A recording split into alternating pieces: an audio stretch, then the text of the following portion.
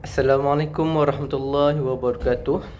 Alhamdulillah rabbil alamin wassalatu wassalamu ala asyrafil anbiya wal mursalin wa ala alihi wa sahbihi ajmain. Rabbi shrah li sadri wa yassir li amri wahlul 'uqdatam min lisani yafqahu qawli. Amma ba'd. Yang berusaha Dr. Bani Hidayat bin Muhammad Syafi'i, pensyarah bagi subjek GPIM 1022 Pendidikan Islam. Baiklah, hari ini saya akan teruskan berkenaan dengan syarahan, iaitu untuk tugasan pentafsiran berterusan. Tajuk syarahan yang akan dibentangkan adalah peranan khalifah dalam menjaga kemaslahatan rakyat berpandukan sunnah Nabi dan aplikasi isu vaksin. Baiklah, kita teruskan dengan maksud kepada khalifah. Khalifah kita dapati dalam Al-Quran, dalam surah Al-Baqarah ayat 30, yang maksudnya, ingin aku jadikan bumi ini seorang khalifah.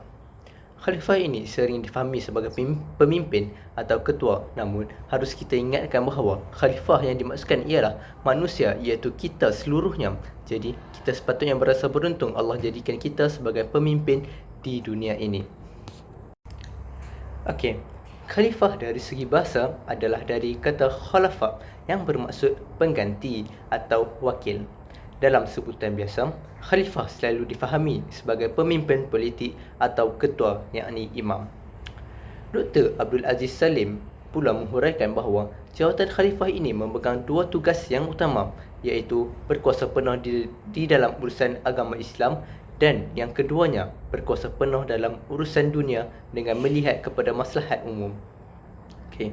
Tapi menurut Abdul Hadi Awang pula, dua fungsi utama manusia sebagai khalifah ialah untuk menjaga agama dan mentadbir urusan dunia dengan agama. Hal ini selari dengan takrifan khalifah yang disebutkan oleh para ulama. Okey, kita teruskan pula dengan wabak. Seperti yang kita tahu, wabak bukanlah perkara baharu. Kalau kita lihat daripada dahulu lagi, sudah ada pun wabak yang berlaku di zaman Rasulullah, bahkan pada zaman-zaman Nabi terdahulu.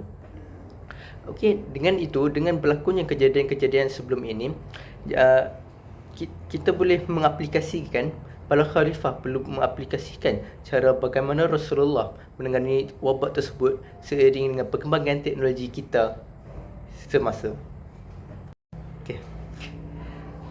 Okey, sekarang kita masuk kepada peranan pemimpin.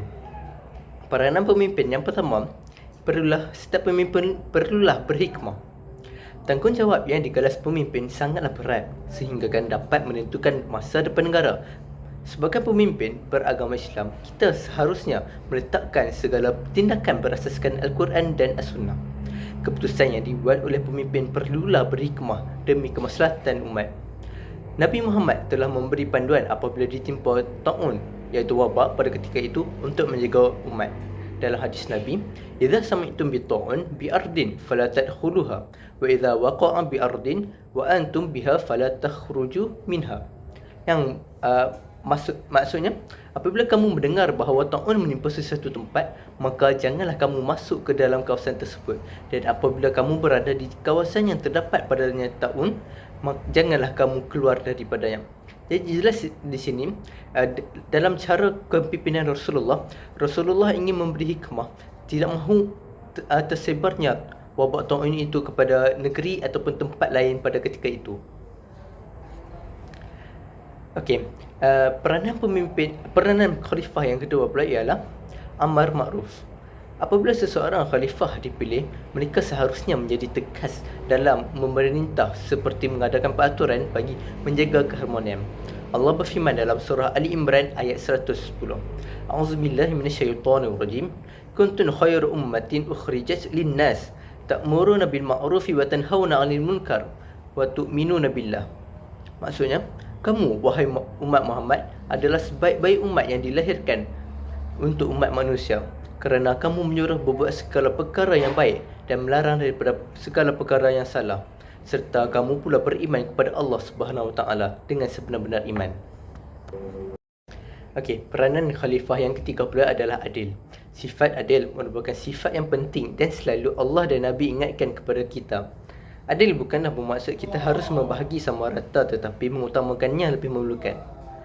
Abu Sa'id Al-Khudri radhiyallahu anhu berkata, Rasulullah sallallahu alaihi wasallam bersabda, sesungguhnya manusia yang paling dicintai oleh Allah pada hari kiamat dan paling dekat tempat duduknya adalah imam, yakni pemimpin yang adil. Sedangkan manusia yang paling dibenci oleh Allah Ta'ala dan paling jauh tempat duduknya pada hari akhirat adalah imam ataupun pemimpin yang zalim. Riwayat At-Tirmizi. Okey, baiklah, berdasarkan peranan khalifah yang telah saya ceritakan sebentar tadi, sekarang kita akan melihat pula kepada peranan khalifah dalam aplikasinya dalam isu vaksin. Pada penghujung tahun 2019, dunia telah digemparkan dengan satu wabak penyakit jenis baru yang dikenali sebagai COVID-19. COVID adalah penyakit yang disebabkan oleh coronavirus yang baru, disingkatkan kepada SARS-CoV-2 virus. Virus ini dahulunya telah menyerang China Selatan pada tahun 2003, tetapi dia hilang tiba-tiba tanpa mengakibatkan wabak. Coronavirus terbaru yang ditemui di China adalah Novel Coronavirus 2019 ataupun singkatannya COVID-19. Jadi disebabkan itu, satu vaksin telah dicipta. Apa itu vaksin? Vaksin adalah sejenis ejen yang bertindak untuk merangsang sistem pertahanan badan bagi melawan bakteria atau virus yang menyerang manusia. Vaksin diperbuat dalam makmal yang terkawal rapi kebersihannya. Vaksin adalah sejenis bahan yang diperbuat dari ejen bakteria yang telah dimatikan ataupun dilemahkan fungsi bahaya mereka atau bahan menyerupai toksin yang tidak berbahaya. Okey, peranan yang dapat diaplikasikan oleh pemimpin atau khalifah ialah dengan melakukan pengawasan dan evaluasi. Apa itu yang dimaksudkan? Okey, pemimpin negara harus memastikan bahawa pelaksanaan vaksinasi COVID-19 berjalan dengan baik dan efektif. Mereka harus melakukan pengawasan dan evaluasi terhadap program vaksinasi untuk memastikan target vaksinasi tercapai dan efek sampingan yang mungkin terjadi dapat diatasi dengan cepat.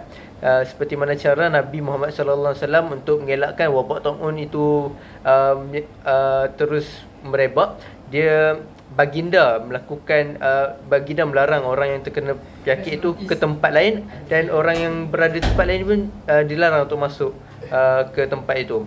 Jadi sama juga apabila vaksinasi ini berlaku, apabila semua orang telah mendapat vaksinasi, jadi ia akan ada imunisasi berkelompok. Jadi dengan itu sudah pasti apabila imunisasi berkelompok itu dilakukan, insya-Allah dengan cara itu kelompok masyarakat di situ sudah pun bebas ataupun sudah pun kuat untuk menangani virus COVID-19. Okey, peranan yang seterusnya boleh dilakukan oleh pemimpin ataupun khalifah ialah melakukan kempen. Sepanjang tanpa PKP, banyak kempen telah pun berlangsung, antaranya berkaitan dengan mengajak rakyat untuk tidak menyebarkan sebarang spekulasi, sebaliknya mencari kebenaran. Hal ini selaras dengan peranan khalifah, iaitu amar ma'ruf nahi munkar. Oleh itu, kerajaan menguasakan atau komunikasi sebagai jalan keluar demi menghalang sebarang penularan berita palsu. Kempen-kempen berbentuk maya juga telah berlangsung, terutama bersasar iaitu memfokuskan kepada kanak-kanak. Contoh lain, kempen yang berlangsung termasuklah kempen kesihatan mental dan kempen stay at home. Dan kempen-kempen ini, apabila berlakunya kempen-kempen ini yang dilakukan oleh pemimpin ataupun khalifah pada ketika itu, ia sekaligus memberi hikmah kepada masyarakat untuk terus berjaga-jaga dengan COVID-19 dan terus mengambil vaksin. Okey, poin yang terakhir ialah pemberian contoh. Pemimpin negara harus memberi contoh dengan mengambil dahulu vaksin COVID-19 secara terbuka dan berkongsi pengalamannya kepada umum. Hal ini dapat membantu mengurangkan kekhawatiran dalam kalangan masyarakat terhadap isu vaksin. Seperti mana kita semua tahu, ketika itu vaksin sangatlah digembar-gemburkan dengan berbagai agenda. Dengan agenda ini. Jadi apabila pemimpin mengambil dahulu, ia akan memberi gambaran kepada orang lain, kepada masyarakat untuk mengikutnya. Dan itulah peranan pemimpin, iaitu memberi hikmah kepada semua orang. Jadi apabila pemimpin mengambil dahulu dan pemimpin menyebarkan kepada semua orang, kata okey, vaksin ini bagus, vaksin ini terbukti berkesan. Jadi itu akan sekaligus mengajak semua orang, mengajak masyarakat untuk mengambil vaksin. Okey, sekarang kita telah sampai ke penghujungnya. Rumusan yang dapat saya lakukan ialah segala penyakit yang menimpa manusia merupakan dugaan daripada Allah Subhanahu Wa Taala. Seperti mana COVID juga, ialah kita yakin bahawa itu adalah ciptaan Allah untuk sebagai ujian kepada kita. Okey, sebagai seorang hamba, selayaknya kita menyerahkan diri sepenuhnya kepada Allah Subhanahu Wa Taala. Namun demikian, manusia juga perlu berusaha mendapatkan penawar dan kesembuhan, terutamanya sebagai seorang pemimpin dalam menjaga kemaslahatan rakyatnya. Rasulullah sallallahu alaihi wasallam juga telah memberikan cara menjadi pemimpin yang terbaik bagi umatnya, bagi menangani pelbagai masalah termasuklah penyakit berjangkit. Oleh itu, sebagai umat Islam, selayaknya kita mengambil berat daripada pengajaran Rasulullah sallallahu alaihi wasallam untuk dijadikan sebagai amalan harian dalam kehidupan Jadi sekian, wabillahi taufiq wal hidayah. Wassalamualaikum warahmatullahi wabarakatuh.